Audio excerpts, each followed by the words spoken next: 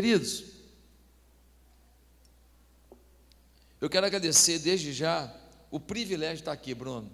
Eu te admiro demais essa igreja, e essa conferência é uma das maiores conferências do Estado.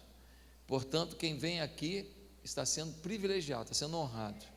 Eu já vim, estou voltando, né?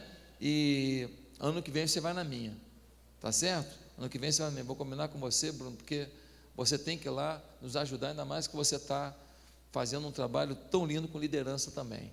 Eu quero que você vá ano que vem, vai ser uma honra para mim. Gente, como é que eu fui parar na Barra da Tijuca? Família muito simples, meu pai pastor, com 30 anos de ministério, meu pai não tinha uma casa própria. Foi quando ele foi comprar um apartamentinho, que na verdade era a casa do zelador. Todos os apartamentos do prédio tinham 2, 3 quartos, mas tinha no primeiro andar um negocinho lá, que era a casa do zelador, e o cara vendeu como apartamento aquele negócio ali, mas era o menorzinho, era uma coisa diferente do prédio todo, e foi o imóvel que meu pai comprou. E eu falei, eu vou ganhar dinheiro. Falei, eu não, eu vou ganhar dinheiro. Eu pregava, eu liderava a juventude, eu sempre fui muito comprometido, mas eu tinha tomado a decisão de não ser pastor, de fugir disso. Eu ia ganhar dinheiro, mas eu ia investir em missões, eu ia montar um grupo de evangelismo, eu ia comprar os instrumentos todos, e a gente ia para a praça. Eu dei um plano muito bom para Deus. E eu me convenci que ele ia se convencer. Só que chegou um ponto na minha vida em que eu não tinha mais saída, eu sabia que eu não ia ser feliz de outra maneira, a não ser que eu fosse um pastor. Fui para o ministério. Logo no início do ministério, lá em Ipatinga, Minas Gerais, eu era analista de sistemas. Eu trabalhava numa multinacional americana, depois eu fui para um banco de investimentos, e eu tinha uma carreira muito legal, ganhava bastante dinheiro, ganhava participação dos lucros, um monte de coisa, no banco de investimento muito, muito próspero no Rio de Janeiro. Mas aí veio o convite para ser pastor em Ipatinga, Minas Gerais. E aí eu larguei tudo, minha esposa largou o emprego dela, e nós fomos para lá. Eu fui para ganhar 1/3 do que eu ganhava. Cheguei lá, como eu era consultor, em pouco tempo eu falei, caramba, eu estou trabalhando a beça, ainda está gente ficando chateada comigo. Alguma coisa está ruim aqui. Em pouco tempo falei, está faltando alguma coisa. Aí, eu entrei dia 18 de abril, no dia 5 de dezembro, eu já tinha levei uma pessoa lá para fazer discipulado com novos convertidos. E nós fizemos discipulado com os novos convertidos, e estava sendo uma bênção. E eu falei, e os velhos? Os novos eu estou cuidando, eu treino pessoas que discipulam os novos convertidos, mas e os velhos convertidos? Quanta birra, quanta palhaçada, quanta meninice, quanto mimimi, quanta coisinha, quanta gente velha de igreja, mas infantil de atitude. Falei, oh, meu Deus, era uma igreja já com uns 20 anos de história. E aí eu conheci a visão celular, comecei a trabalhar com a visão celular, comecei a fazer a transição na igreja e tal, e nós fomos avançando, até que eu fui num congresso da CEPAL. Nesse congresso da CEPAL, eu ouvi um irmão chamado Irmão André. Ele não é apóstolo, ele não é arcebispo, ele não é nem pastor, ele é irmão André.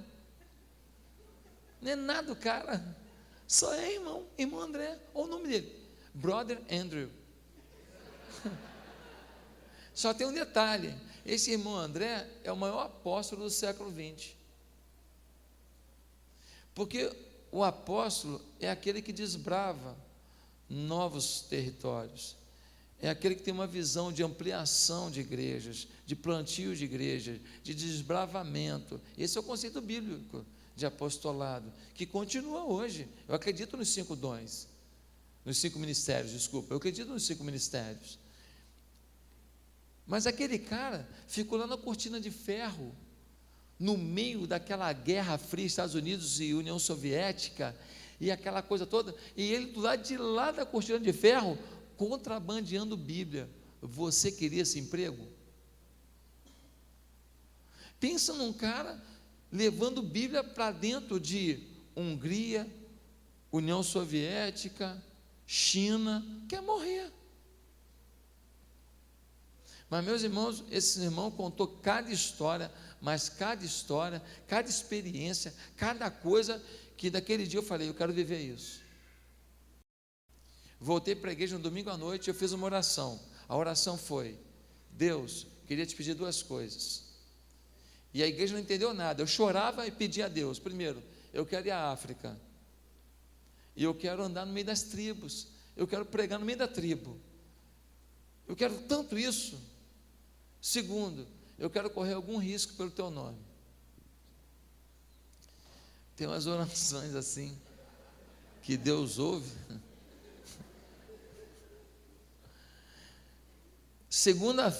Ainda falei assim, amanhã eu vou para a praça de Patinga. Eu já era uma figura conhecida. Eu que pregava na posse do prefeito, eu pregava no aniversário do shopping, dia do vereador da cidade, era eu que pregava. Já era conhecido. Falei, amanhã eu vou para a praça pregar. Pastor, para levar som, montar. Não, a moda antiga. Eu estava maluco. Falei, não, vamos para lá, é no gogó. Você quer aceitar Jesus? É assim, abordando e pregando. Uns malucos foram comigo. Sempre tem maluco para acompanhar maluco. E eu fui para lá e eu preguei e fiquei pregando na praça, a moda antiga, como eu fazia quando eu era garoto. Quando eu cheguei em casa, um e-mail. Eu abro o e-mail, uma pessoa dizendo: Pastor Josué, estou indo para a África no final do ano, reservei o dinheiro da sua passagem, quer ir comigo? Ali começou uma cadeia de milagres na minha vida. Ali eu mudei de fase. 2 semanas depois, uma pessoa fala: pastor, tem uma igreja aqui no Rio de Janeiro, ela se reúne numa escola municipal e ela tem um grupinho pequeno, o missionário que começou, um homem de Deus, mas ele voltou para os Estados Unidos, e a igreja não tem muita condição, a arrecadação da igreja é R$3.000 na época. Ele não falou isso na hora não, mas eu depois fiquei sabendo, era R$3.000, R$3.100, R$3.200 no máximo, por mês era a arrecadação da igreja. Isso há 14 anos atrás, 14 anos e pouco. E aí, eu fui ao Rio de Janeiro, e para encurtar a conversa, quando eu fui lá, eu não vi toda a gravidade do problema, porque tinha algumas pessoas, amigos deles, que foram lá no dia também, para encher um pouco a linguiça, e aí a sala estava um pouco mais cheia, e eu falei, pô, não está tão ruim não, tem uma galerinha aqui. Eu não sabia que daqueles 40 estavam ali, 15 não eram da igreja. E aí foi um negócio complicado. Mas, meus irmãos, eu fui para lá e em muitos momentos eu te confesso que eu questionei se eu tinha ouvido a Deus ou tinha ouvido a mim mesmo. E eu perguntei para Deus muitas vezes: Deus, eu vim para cá, está tão difícil esse início, porque eu tinha 27 membros ativos, e 2/3 eram de uma comunidade carente chamada Tijuquinha. Eu tinha umas 8 pessoas do contexto Barra, Recreio e Jacarepaguá. A gente reunia numa escola municipal horrível, imunda. Quando meu filho sentava no chão, que levantava, meus filhos, um com 1 ano e outro com 4, eles voltavam que nem um pano de chão. E um lugar horrível. Como é que você leva uma pessoa da Barra da Tijuca naquele lugar? Quando a pessoa entrava, era sujeira, pedaço de piaçava, papel picado no chão, uma sujeira. A gente vinha catando aquilo, a mão ficava imunda, a gente ia no banheiro lavar, chegava no banheiro, aquele banheiro cheio de palavrão, uns desenhos assim, uma criatividade impressionante. Pensa num banheiro horrível.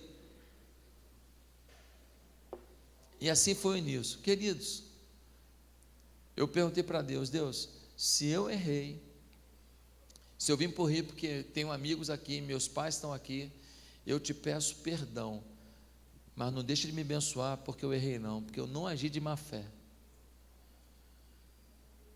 Eu vim porque eu acreditei, e eu sou humano e posso ter entendido errado. Agora o Senhor é perfeito e pode abençoar até o meu erro.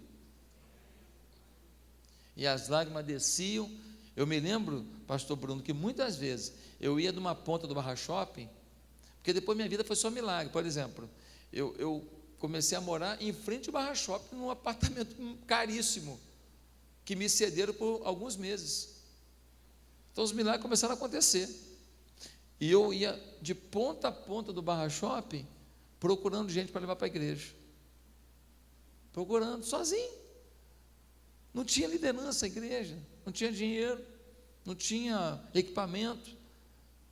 Eram 2 microfones, 2 pedestais amarrados com barbante, um amplificador, uma mesinha de som e tinha um piano, porque tinha uma irmã da igreja que gostava de piano, tinha um piano.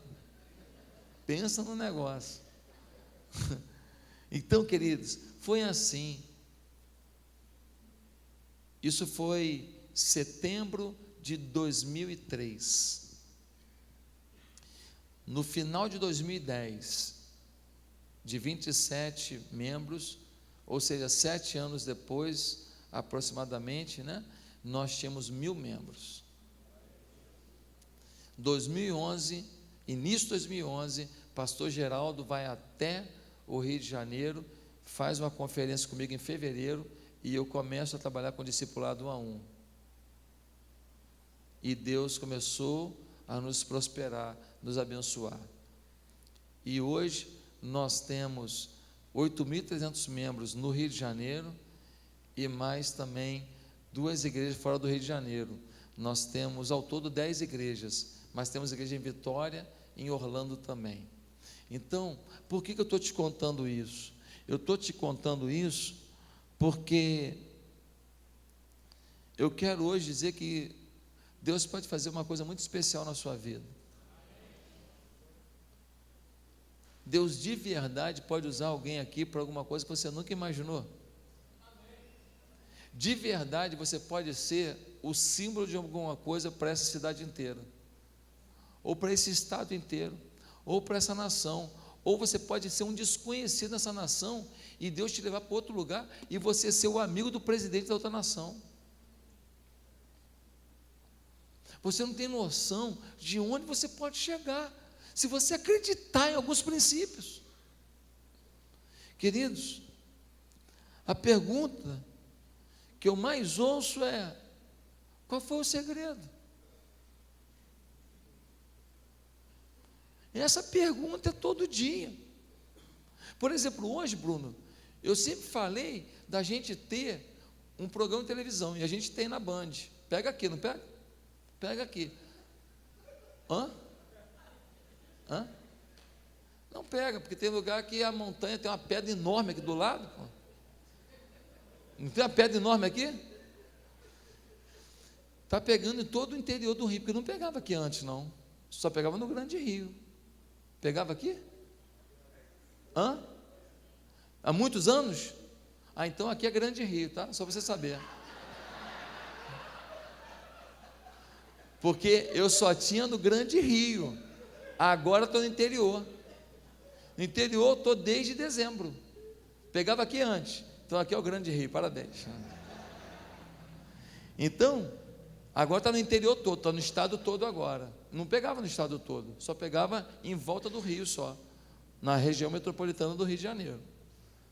Então, queridos, hoje nós temos que ter um canal de TV aberto,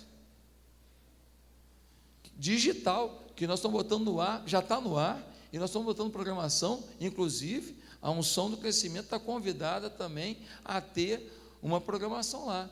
Hoje nós estamos pegando parte da Baixada, e em breve nós vamos pegar a Baixada Fluminense toda, já pegam as pontas do Rio de Janeiro, e assim nós vamos de vento em popa, pregando aonde muita gente não entraria numa igreja. Deus é fiel. Pastor, fala o segredo.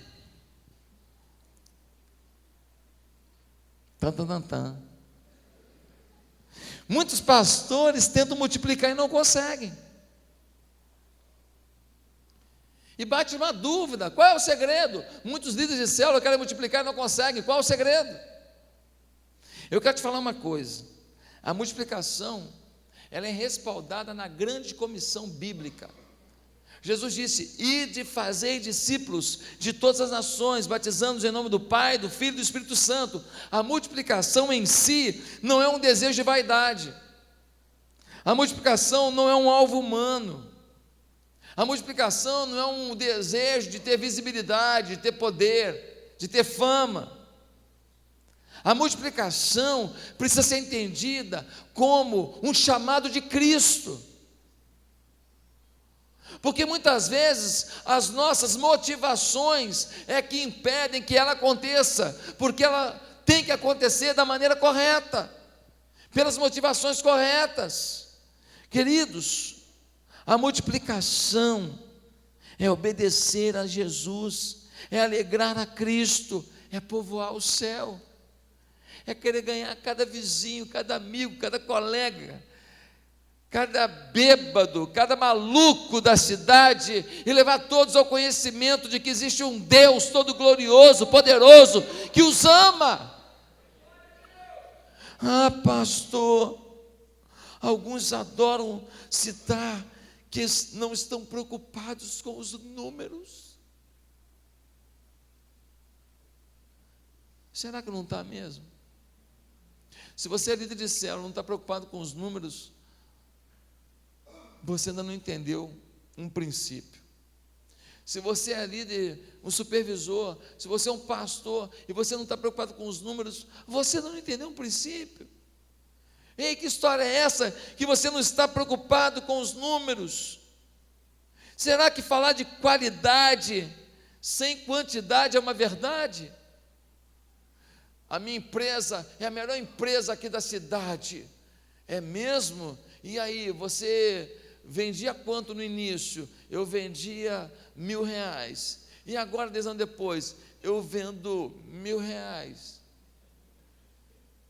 E o seu concorrente, no início ele vendia R$1.000, e agora ele vende R$1.000.000. E você que é o bom? O cara é ruim, você é bom.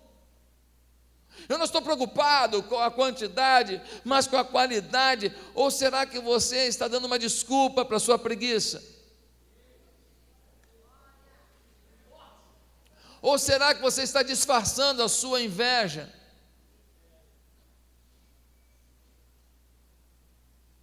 Meus amados irmãos, está no nosso DNA crescer. Por isso que a gente cresce. A natureza, ela tem um conceito de multiplicação. Já reparou? Semente, árvore, folha, fruto, semente, árvore, folha, fruto. Um animal, fêmea, animal macho, se unem, procriam. Animal macho, animal fêmea, se unem, procriam. É um princípio da natureza. A natureza tem um princípio multiplicador. O crente fiel, ele tem que seguir um princípio que é inerente à nossa natureza. Se eu sou um pastor, eu tenho que multiplicar pastores. Se eu sou um pai, eu tenho que multiplicar visão paternal para o meu filho quando ele for pai. Se eu sou um empresário, eu tenho que multiplicar princípios de dono, de cuidado, de zelo, de prosperidade, de avanço, de dedicação para os meus funcionários, senão eu quebro. Eu cheguei no meu balcão do restaurante da nossa igreja. Você comeu lá, né, Bruno? Nós fomos lá, cheguei lá, metade do balcão funcionando com os salgados, a metade gelada, que tem as tortas, não sei o que lá, vazia. Falei, o que está vendo aqui? Eu quero comer uma salada de fruta. Porque, não sei se você notou, eu estou malhando já tem 2 dias, eu estou fortão. Se tu não notou, tu está com algum problema, Bruno, estou muito forte. Entendeu?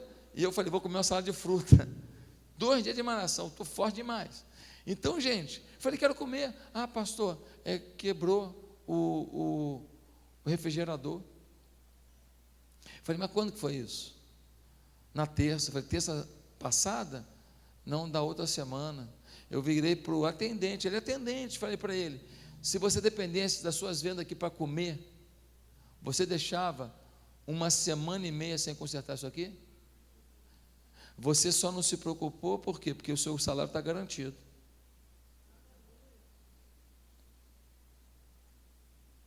O atendente, quem eu tinha que dar uma orientada bonita, era gerente. Mas, falei, trate isso aqui como seu. Eu preciso de colaboradores aqui, que olhem e que briguem para que isso funcione como se fosse o ganha-pão deles. Vocês entenderam? Tinha os 3. Ah, sim, pastor. Então, eu vou voltar aqui. Na segunda-feira e vou ver o que vai estar resolvido nesse negócio aqui. Meus amados irmãos, nós vamos multiplicar pessoas com visão. Não importa se é o atendente de balcão vendendo um salgado, ou se é um engenheiro, ou se é um cientista, não. O crente fiel tem que multiplicar. O pastor Eibe fala, ovelha sadia dá cria. Agora, se o seu filho não está crescendo, não está avançando, o que você faz? Filho, basquete não vai dar.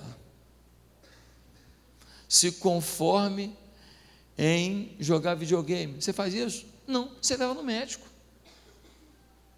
Doutor, como é que está aí o tamanho dele aí? Olha, nessa idade era para ele estar com tantos centímetros, e não está, né? Então, vamos dar para ele um reforço. Vamos dar para ele aqui um energéticozinho aqui. Vamos dar para ele algum alimento, algum hormônio, algum medicamento, sei lá o quê. Vamos pegar, amarrar a perna dele de um lado, os braços do outro, esticar ele. Vamos fazer alguma coisa. Por quê? Porque ele não está crescendo. Meus irmãos, eu não tenho vergonha de querer crescer. Porque eu não acho que eu sou mais pecador do que o pastor que está com 100 membros na igreja há 10 anos e está feliz. Eu acho que eu tenho os meus pecados e ele tem os dele. E eu prefiro ter os meus pecados motivando pessoas a serem excelentes em Deus, do que eu cometer os pecados de muitas vezes frustrar a vocação e os sonhos de outros. Quem está me entendendo, diga eu estou. Amém? Eu não tenho vergonha não, de querer crescer, de querer avançar, não de qualquer jeito, não é isso não. Ano passado nós batizamos 1.080 pessoas. 1.080, sabe como?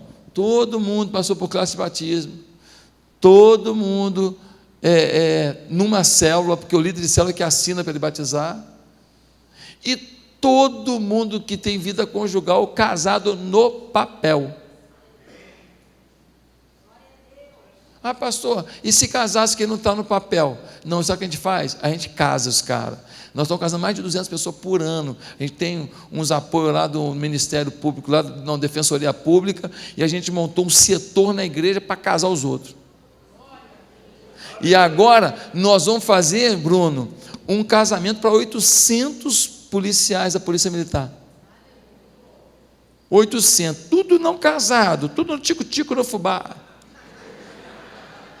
E nós vamos promover lá na igreja, vamos fazer bolo, refrigerante e tudo, e cada um deles vai ter 10 convites. E eles vão trazer os seus amigos.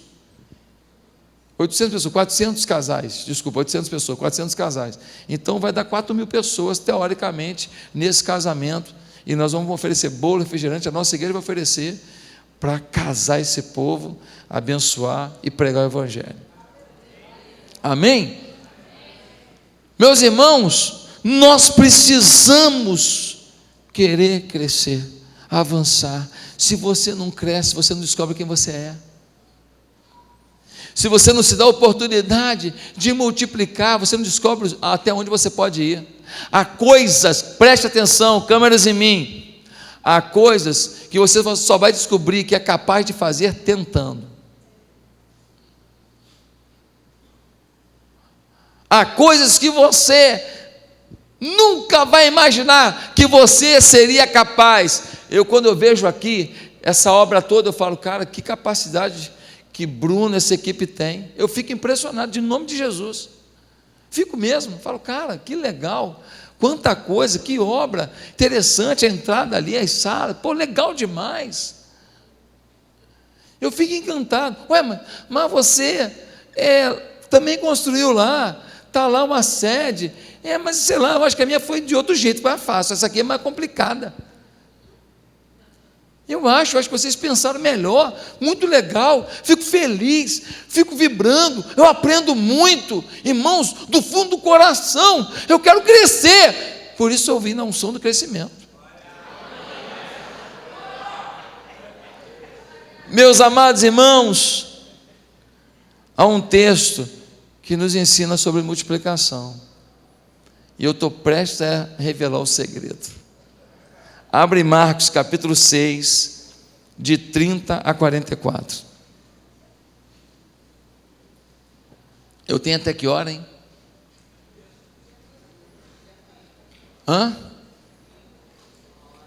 Todo mundo mora perto? Só eu que moro longe? Marcos capítulo 6, querido, do verso 30 ao 44. Nós não vamos demorar não. Vamos lá. Marcos 6, de 30 ao 44, nós lemos desse jeito aqui, ó.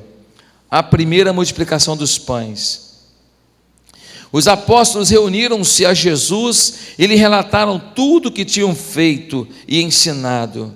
Havia muita gente indo e vindo ao ponto de eles não terem tempo para comer.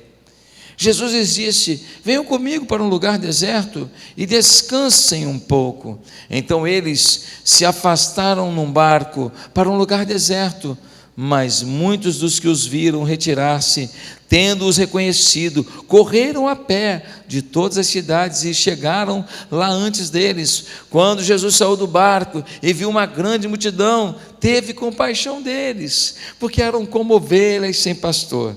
Então começou a ensinar-lhes muitas coisas. Já era tarde, e por isso seus discípulos aproximaram-se dele e disseram: este é um lugar deserto, e já é tarde. Manda embora o povo para que se possa ir aos campos e povoados vizinhos comprar algo para comer. Ele, porém, respondeu: deem vocês algo para comer. Eles lhe disseram: isto exigiria 200 denários. Devemos gastar tanto dinheiro em pão e dar-lhes de comer? Perguntou ele: quantos pães vocês têm?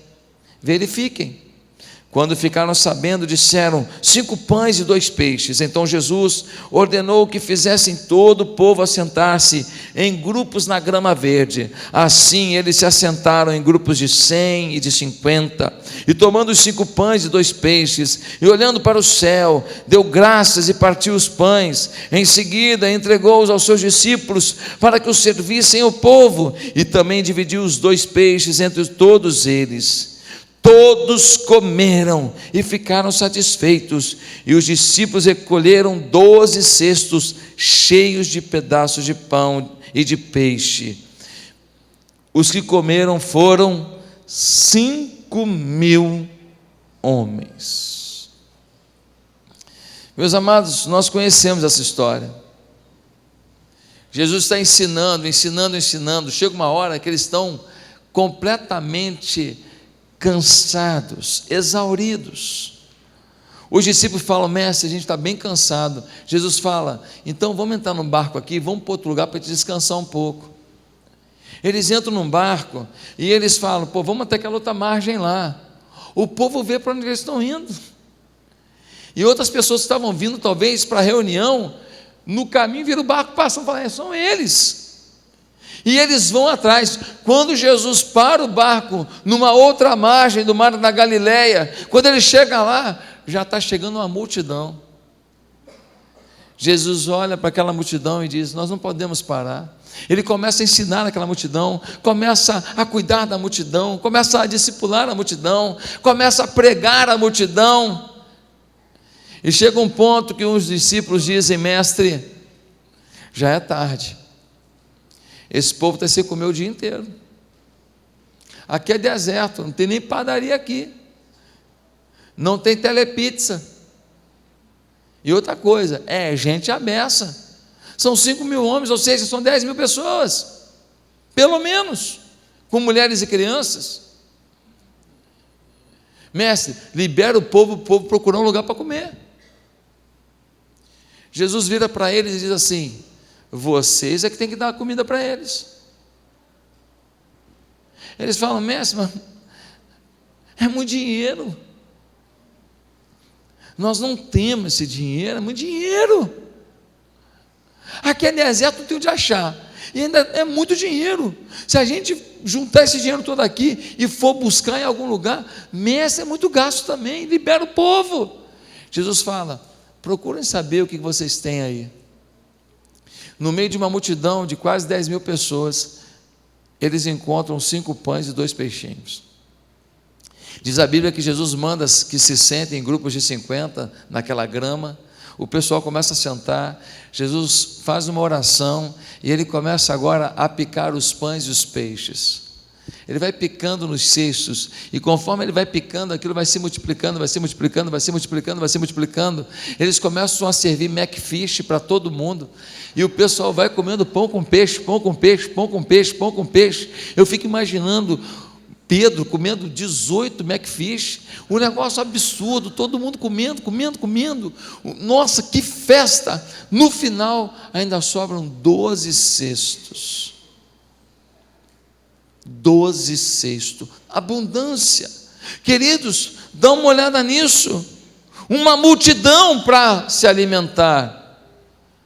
Falta dinheiro, falta comida. Mas a multiplicação aconteceu. Quer saber qual é o segredo? Lá vai. Multiplicação é milagre. Multiplicação não é uma estratégia. Multiplicação não é o quão organizado eu sou. Tudo isso é muito bom. Ter uma estratégia é fundamental. Multiplicação não é um modelo. É bom ter. Multiplicação não é a gente muito competente. Claro que é bom ter gente competente. Multiplicação não é um projeto de treinamento. Claro que precisa treinar. O que muita gente no Brasil ainda não entendeu é que multiplicação é um milagre. O que aconteceu nesta igreja é um milagre. Muitas vezes nós estamos no meio do milagre e estamos procurando as formas de conquistar as coisas, sem entender que, independente das formas, Deus fez alguma coisa que não é normal. Isso aqui é um milagre. Se você enxergasse assim a sua igreja, talvez você não reparasse outras bobagens menores que podem ser consertadas, mas que não deveriam minar o seu coração, enfraquecer a sua fé, minar o seu amor pela igreja, minar o seu ministério, porque elas são muito menores diante de um milagre. Pastor José, qual é o grande segredo? Eu posso falar um monte de coisa que eu fiz, mas querido, homem nenhum produz o que aconteceu lá. Eu posso falar as coisas que são a minha parte. Eu não posso definir onde o Espírito Santo vai soprar. Eu posso içar minha vela.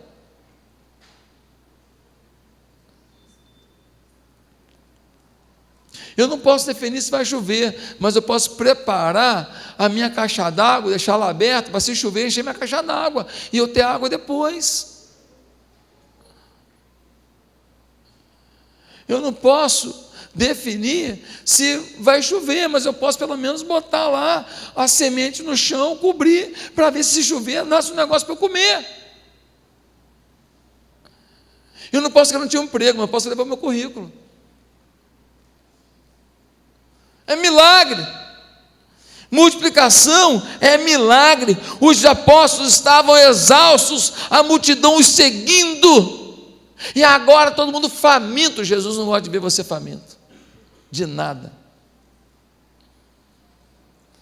Ele é um Deus de abundância e provisão, mas às vezes Ele permite um momento de escassez para que você compreenda que essa provisão é um milagre.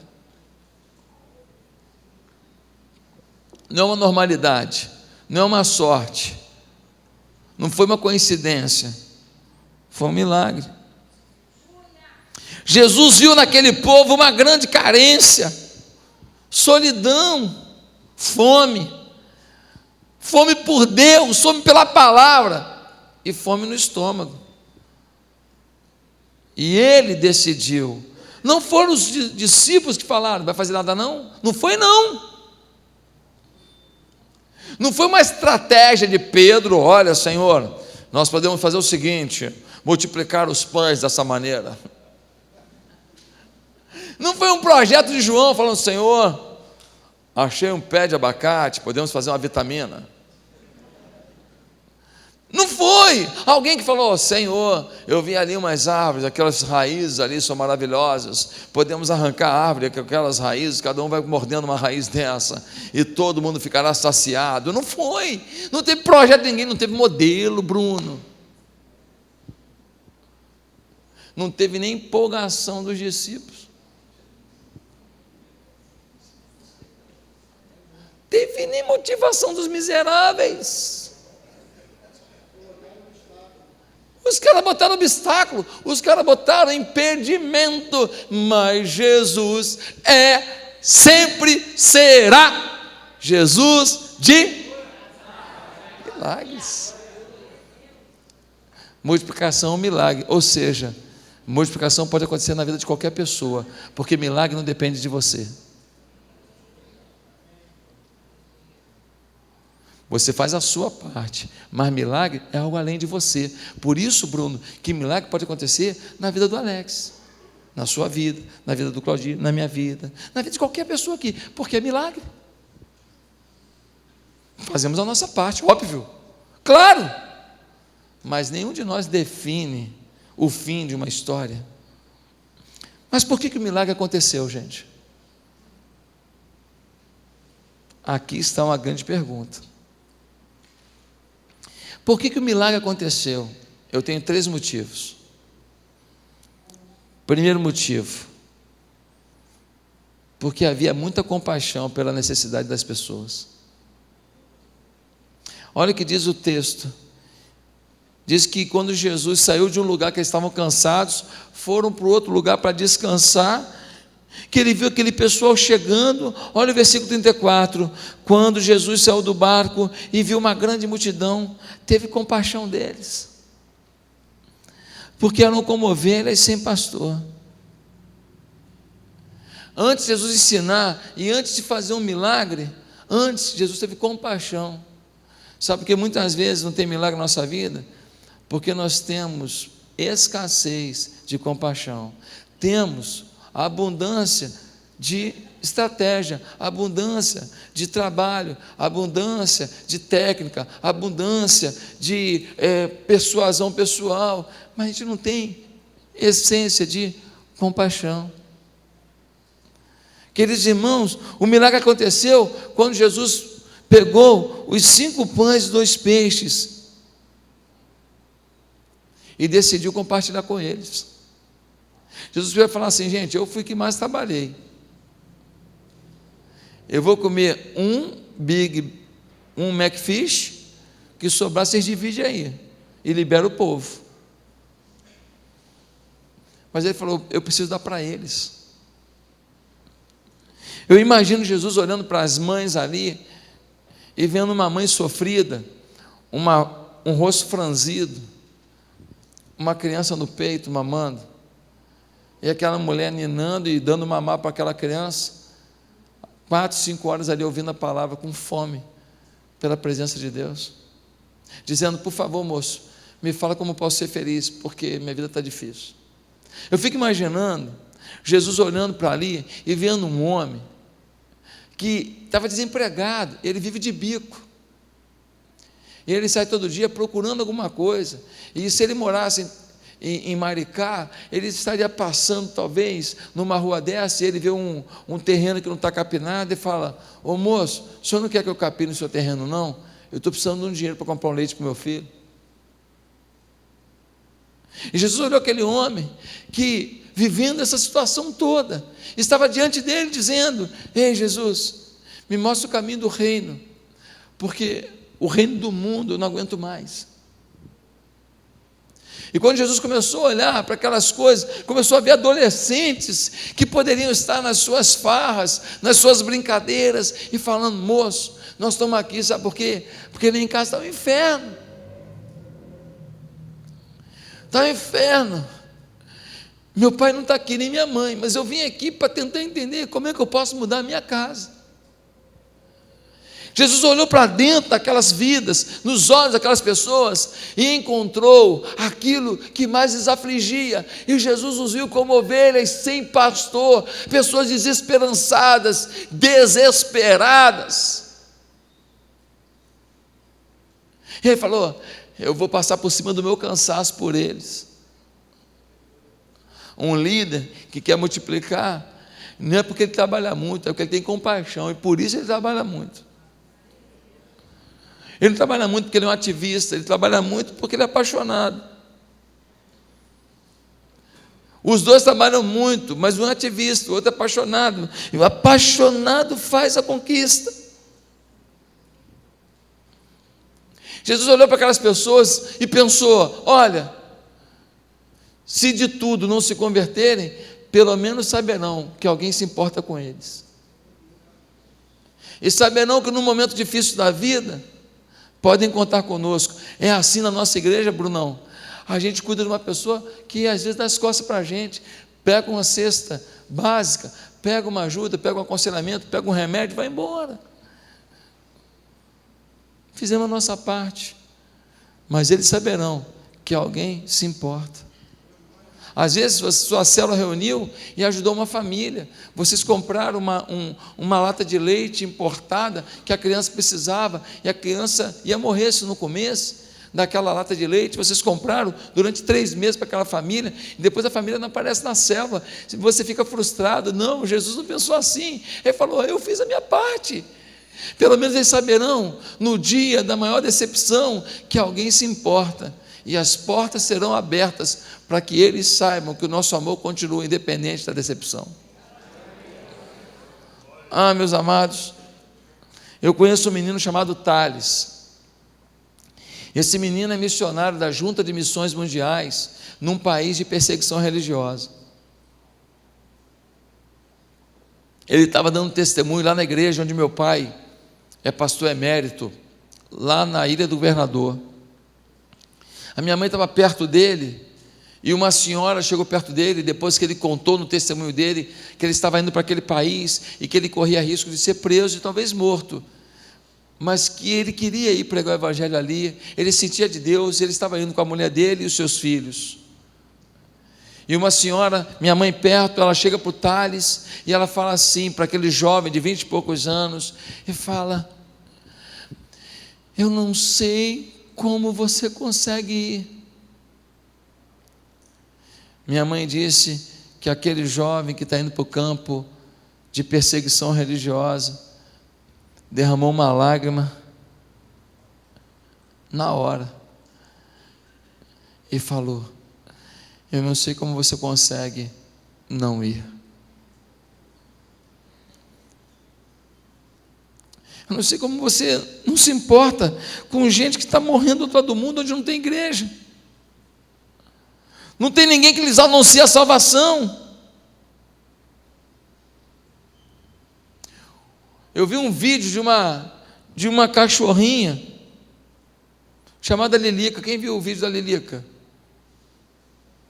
Viram, não? Vocês estão sem boa televisão.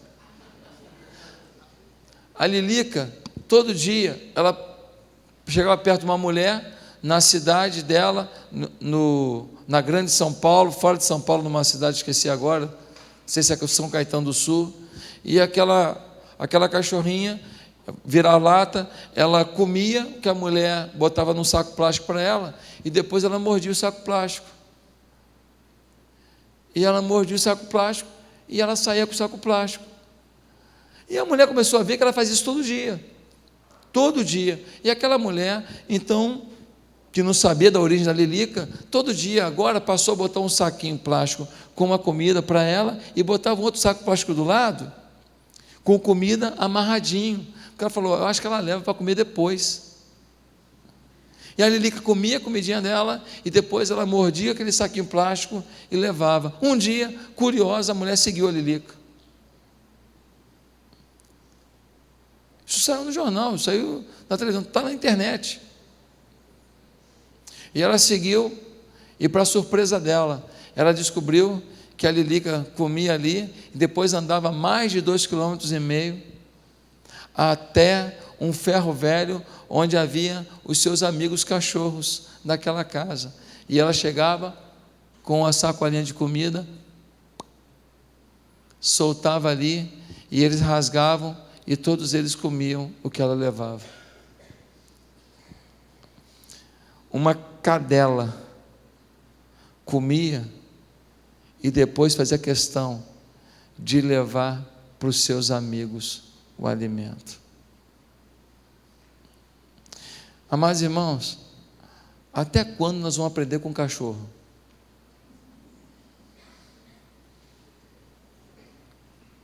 Até quando uma cadela vai ter mais sensibilidade que a gente? Lilica morreu, picada por uma cobra.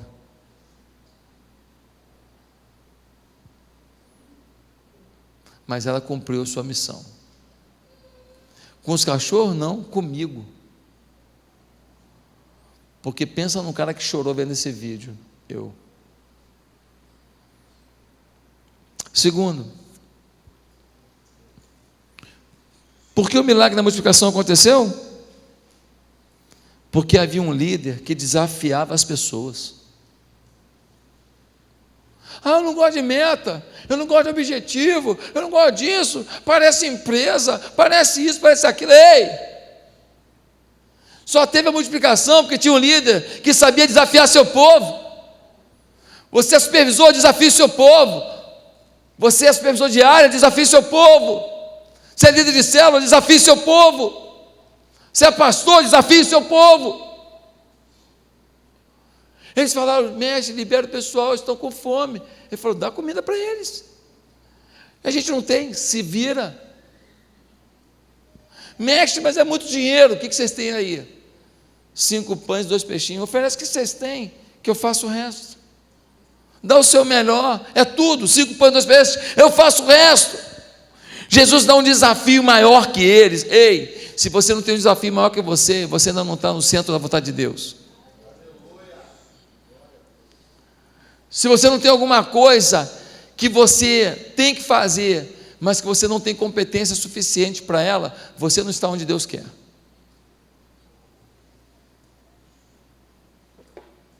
Uma igreja que não tem um desafio maior que o seu orçamento, ela ainda não sabe o que é depender de Deus, porque o orçamento da igreja, ele tem que ser maior do que o seu potencial, para que a gente dependa de Deus para alcançá-lo. É assim que se vive.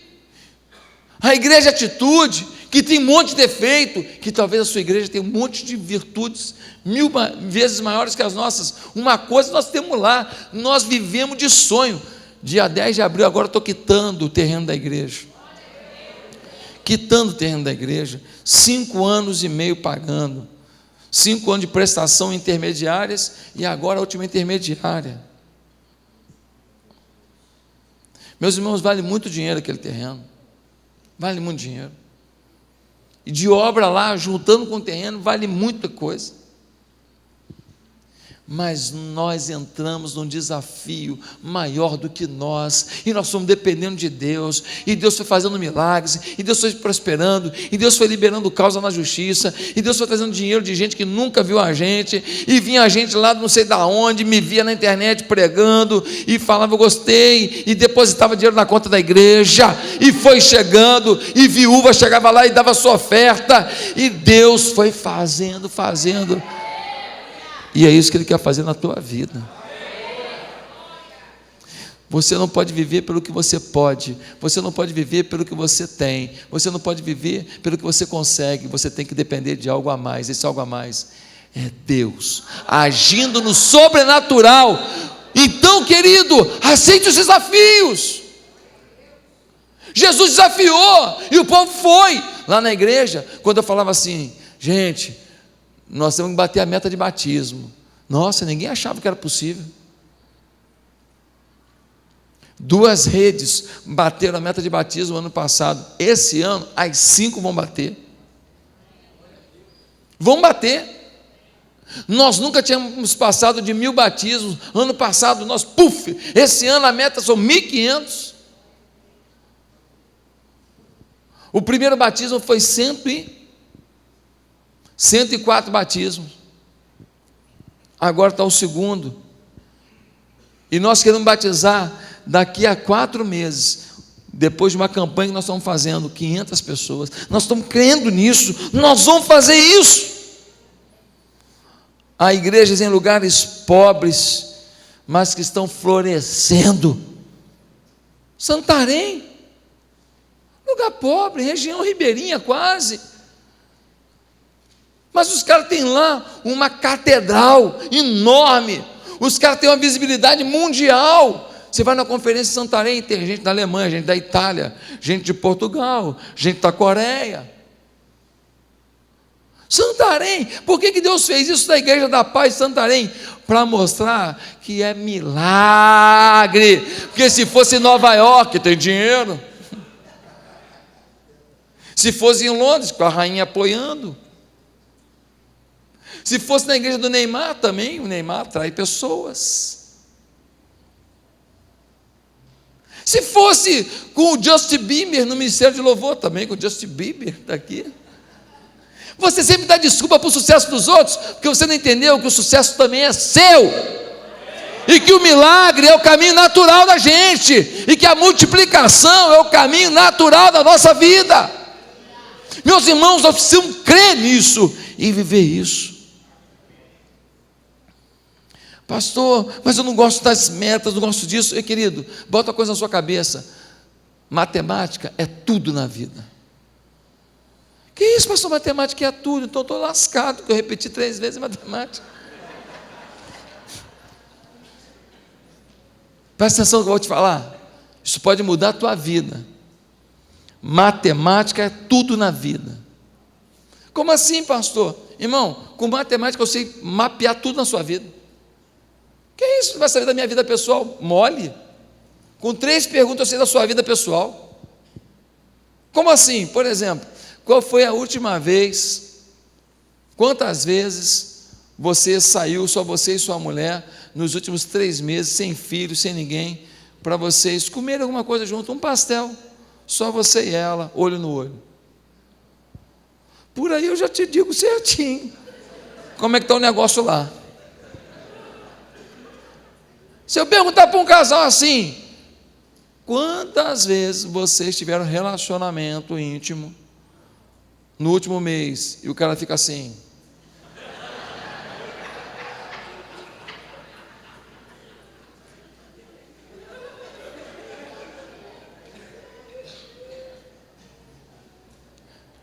se eu te perguntar, qual foi a última vez que, orando no seu quarto, você chorou diante de Deus e você sentiu uma visitação do Espírito Santo? Matemática é tudo, filho. Como pergunta, eu sei mapear tudo na sua vida. Eu revelo o seu útero. Não? Quantas gravidez você já teve? E quantos filhos você tem? Eu tive 5 gravidez, eu tenho 2 filhos. Você perdeu 3. Eu sei mapear a sua vida. Eu sei revelar uma angústia que você teve, uma dor que você viveu. Sim ou não? Matemática é tudo. E nós queremos tirar a matemática do reino. Não, a matemática foi dada por Deus. Ele que contou que tinha 5.000 aqui. Você quer brigar com ele? Meus amados irmãos, Mara era uma cabeleireira de uma comunidade carente. Começou a multiplicar, cuidar. Hoje é pastora na nossa igreja. A cabeleireira da comunidade é pastora na Igreja Atitude, lá na Barra da Tijuca, uma baita pastora. O sargento Claudir agora é oficial do reino. Era sargento. E ele era, sabe o quê? Ele era enfermeiro. Pensa em alguém que não manda em ninguém, um enfermeiro. Porque se ele trabalhasse numa tropa, ele tinha um monte de liderado, né? Os soldados, os recrutas todos, os cabos todos, ele sendo sargento, tinha um monte de gente para ele, né, orientar. Mas na enfermaria só fica no máximo um soldado com ele. Mas hoje ele lidera mais de 1000 pessoas. Porque foi fiel no pouco, Deus colocou no muito. Eu falava, Claudinho, olha o seguinte, eu quero você na minha casa às 8 horas da manhã para discipulado toda terça-feira. Ele, antes de ir para o trabalho, ele estava lá. Ele chegava 10 para as 8 lá. Quando eu lá embaixo, o pessoal da portaria já me avisava. Era 10 para as 8, ele já estava lá embaixo. Ele ficava me esperando. Ele não já atrasava. E agora, contratamos, mês passado, a filha dele também, para uma função pastoral na igreja, porque ela já está já com 50 células. 40 e quantos? 46 células. Não foi consagrada pastora, porque uma coisa é uma coisa, outra coisa é outra coisa, mas já foi contratada. Hoje, o pai e a filha são da equipe pastoral da nossa igreja. Pensa nisso. Tem 22 anos, Mariana? 22 anos, é uma líder. Se o meu pastor de jovens, que é uma fera, o Rânios, hoje, ele decidisse, pastor, eu quero pastorear uma igreja de atitude. Eu tenho 3 pessoas que assumiriam a rede de jovens: Tiago Gomes e Mariana. Deus está multiplicando a liderança. Eu não estou mais sozinho. Ei, eu não sonho sozinho. Não sonhe sozinho, mas não compartilhe seus sonhos com pessoas pessimistas.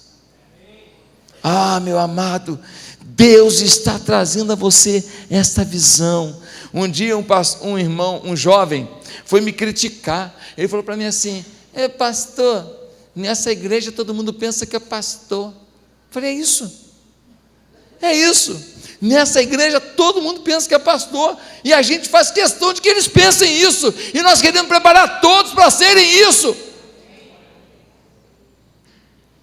Queridos irmãos, em último lugar, porque houve a multiplicação?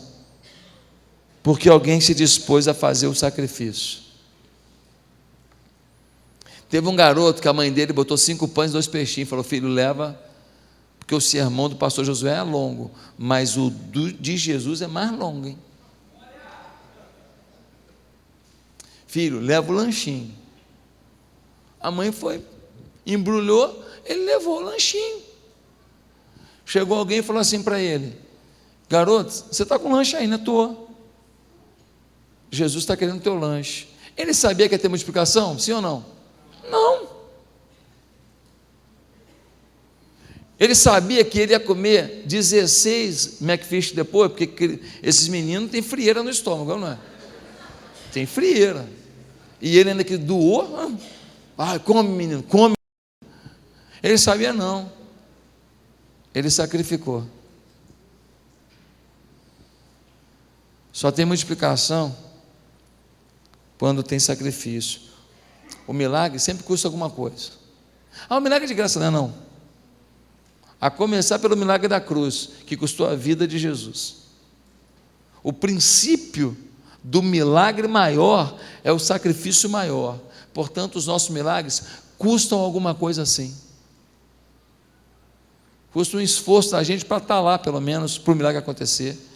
Custa o esforço da gente passar uma noite, às vezes, clamando, orando, jejuando, para que venha o poder do nosso Deus.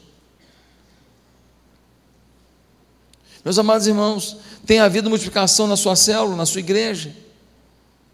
Ir aos confins da terra significa ir a todos.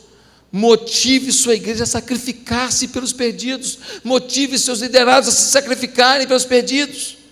Um rapaz pediu demissão lá na igreja, cortou os seus custos para viver uma vida focada em ser pastor.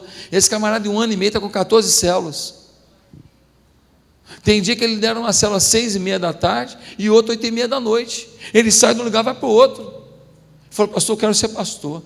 Ele abriu mão no trabalho, ele tinha umas reservinhas, ele tem umas fontes lá, ele está apertadinho, porque ele tem um alvo, ele está sacrificando por um conceito de Deus. Meus amados irmãos, o início da nossa igreja foi muito difícil. Muito difícil. Deus foi muito misericordioso. Mas a equipe que estava comigo lá, a gente pagou um preço muito alto. Os meus filhos pagaram um preço muito alto. Eu me lembro de, às vezes, eu estou aconselhando alguém e eu não tinha dinheiro para os meus filhos estudarem na Barra. Então, meus filhos estudavam em Jacarepaguá. Então, eu tinha que ir lá buscar meu filho, mas aí atrasava um pouco aqui no atendimento e eu saía, aí pegava trânsito, porque para Jacarepaguá tem trânsito. Então, eu chegava às vezes 20, 25, meia hora atrasado, 40 minutos atrasado, e os meus filhos pequenininhos, só eles lá. As crianças já tinham ido. Eu não gosto nem de lembrar. Eu não gosto de lembrar. Depois eu consegui botar numa van, Gabriel pequenininho, pegava uma van em Jacarepaguá para vir para a Barra. Meus irmãos, aquela van rodava muito, o Gabriel chegava empoçado de suor, com o pescocinho. Se aquela van desse uma sala vancada para lá e para cá, quebrava o pescoço do menino. Dormindo, pescocinho mole ali. Falei, meu Deus, vou me perder meu filho.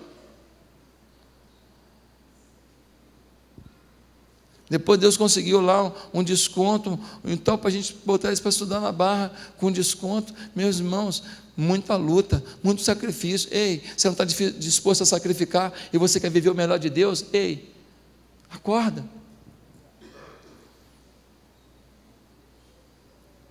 Ah, mas Deus abençoou ali, foi sorte não, talvez você não saiba o sacrifício, porque você não sabe a luta pessoal daquele indivíduo. Você não sabe o que ele estava passando em casa, e mesmo assim ele não deixou de pregar. Você não sabe a luta que ele estava tendo com os filhos dele, com a mulher dele, no casamento dele, mas ele não deixou de evangelizar, não deixou de trabalhar, não deixou de liderar a célula dele. Ele não arrumou desculpa não, porque tem gente na igreja que está só esperando uma desculpa para largar as coisas. Estou levando aí, mas estou doido para arrumar uma confusão aqui, para ter desculpa para largar. Isso não é atitude de alguém que quer um milagre não, que quer multiplicação não. Quando Deus multiplica o seu ministério, Ele está multiplicando você. Quando Ele multiplica seu ministério, Ele está multiplicando sua família, seus sonhos. Ei, você nunca vai ganhar de Deus.